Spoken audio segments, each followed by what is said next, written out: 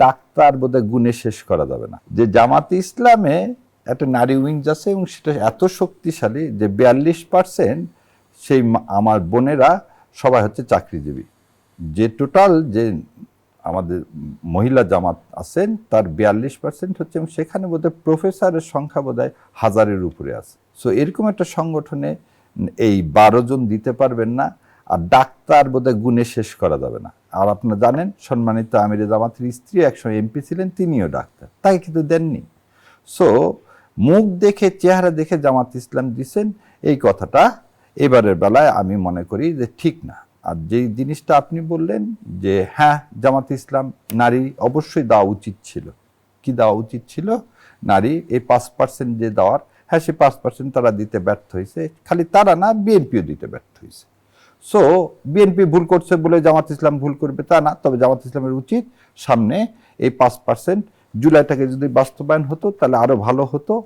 আর জুলাই যেহেতু বাস্তবায়ন হয় নাই, সেহেতু জামাত ইসলামের অবশ্যই আমার ব্যক্তিগত অভিমত যে সামনে এই 5% তাদেরকে দেওয়া উচিত। 5% না, এটাকে বাড়িয়ে 10% দেওয়া উচিত। কিন্তু বাংলাদেশের রাজনীতিতে রাজনৈতিক দলগুলো নারীর ক্ষমতায়নের ক্ষেত্রে কতটা আন্তরিক না। আন্তরিক হলে জুলাই সনদ বাস্তবায়ন করতে আজকে 100টা নারী যাইত। এই জুলাই সনদে আছে কি 100টা, সংবিধানের 65 সংশোধন হয়ে যাবে, হয়ে এই সিট সংখ্যা হয়ে যাবে 100টা। এবং সবচেয়ে বড় কথা, এটাতে কিন্তু বিএনপি কোনো অপোজ করেনি, বিএনপি এখানে নোট অফ ডিসেন্ট দেয়নি।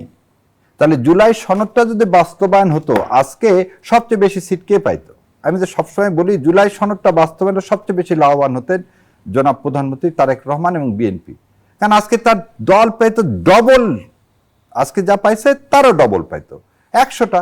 কিন্তু ওনারা কেন, কি জন্যে, কি ইশারায় জুলাইকে মানে ওন করতে চাচ্ছেন না? এবং দেখেন এতগুলো নারীর মধ্যে একজনকে দেখান তো জুলাইয়ের সাথে সরাসরি, তাদের দাবি অনুযায়ী না, তারাও সত্যি কথা, বিএনপিরও তো অনেক শহীদ হয়েছে, তো পারতেন না কোনো শহীদের মাকে, পারতেন না কোনো আহত যোদ্ধা বোনকে দিতে?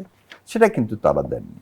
সো আমার কাছে যেটা মনে হয়, এই নারীর যে প্রকৃত ক্ষমতায়ন এটা এখনো মুখে মুখে আছে। এদেশে নারীকে যদি আপনি মেইন স্ট্রিমে এবং এইভাবে নির্বাচিত করার মাধ্যমে সংসদে না নিয়ে আসেন, এই সংরক্ষিত মাধ্যমে নিয়ে আসেন, এই দয়ার মাধ্যমে নিয়ে আসেন, তাহলে আমার মা বোনকে কোনোদিনই সেই সম্মান দেওয়া হবে না।